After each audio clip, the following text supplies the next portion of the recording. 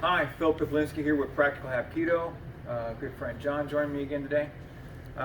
Today, I was stumbling through my brain trying to figure out what am I going to bring these guys? What do they want? What do they want? What do they need to see? And it's the players of the game that are really kind of the important ones. And what we call as a player of the game, again, I got that from Dragon Society International. They follow the science of what we're basically doing. And a player is anything you're doing with the technique that increases its effectiveness, such as basing. If I'm doing an arm bar on somebody and I have this arm floating around out here while I'm doing this, I don't have an effective arm bar. If I base this end while I'm applying, now I've got an effective arm bar. So basing is a player where I'm latching something to my body. Okay, that's basing. Keeping hands in a power zone is also a player. Your power zone is a rectangle right here in front of you. If your elbows are against the body, you're close to it. Where your hands are moving in this general area right here is where you are the strongest. The farther away from that area your arms are, the weaker you become. So when I'm doing this arm bar and I have it based, if I'm keeping my hands in the power zone and incorporating core rotation, see where my arms are? Hands are in the power zone, I'm stronger and I can apply more to my partner. Okay, does that make sense? So there's actually a lot of players. If you want to get really imaginative, I think the last time I saw a list of players, it was like 113. Don't ask me to name them all because there's no possible way. I only cover mainly some of the ones that I believe have the value in a combative sense, and that is a self-defense mentality. Okay, so to show you about hands in a power zone and basing and things, I'll show you a couple of techniques of ours that are really very simple. One is a side wrist. Turn your hand over on this. This is like this grab here, like maybe a restraint. You could have maybe two. This is really so simple, man. A lot of times I say, don't pull people to you, go to them. Because he could be stronger than me. I might not be able to move him at all.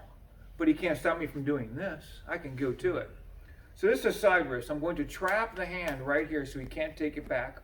And then I'm going to step into him here and step in front and C-step. And now I've got my hands in my power zone and I'm basing, right? And all I got to do here is turn this arm into it. And I've got this arm bar.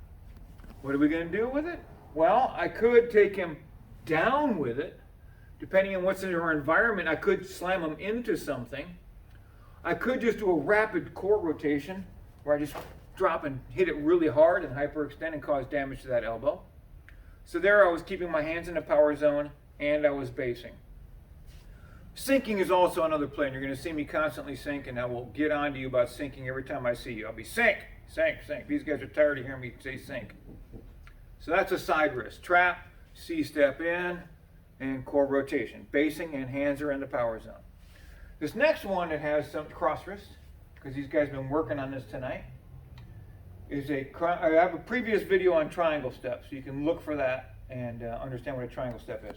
So I'm going to counter grab this triangle step, and I'm going to strike this arm while I'm basing this here. Okay? Strike. Then I just wrap this on top of this. I'm going to keep my elbows against me. Don't wing them out. Keep them against you.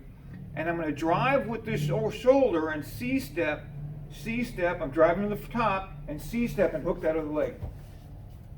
It's got no place to go.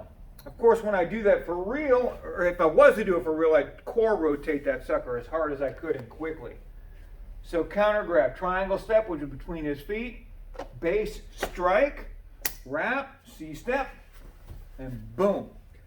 In all honesty, when we do this, right, you should be done. Yeah. The rest, I think, is if you didn't really finish him. Yeah, I popped him pretty good, but I was a little bit high. I try to go higher on the elbow if I'm going to try and do it hard with my partner, because if I'm down here and I do it hard, I'm going to hyperextend that elbow and cause some damage. Okay? So anyway, so there's a couple of players for you and a couple of techniques to play with. Basing, hands in the power zone. As usual, sink, sink, sink. As usual, don't take my word for it. Try it with a partner. Have them resist you. Have some active resistance. If you can still do it with active resistance, then you're doing something right, right? All right, Phil Piplinski, Practical Hapkido. Train smart, train hard.